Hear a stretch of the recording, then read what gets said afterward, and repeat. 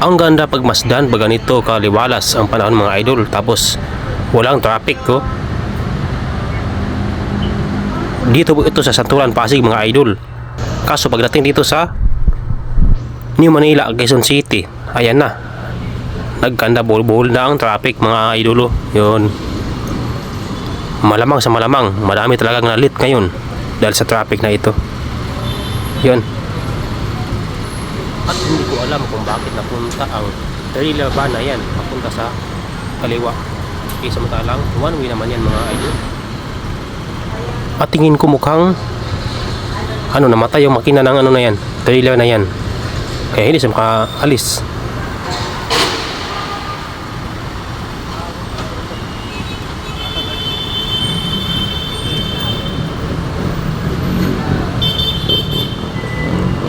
At paglingon ko sa kabila, si ate ay nadapa. Buti hindi ko siya nabidyuhan mga idol, kasi ayaw ko naman siya mapahiya.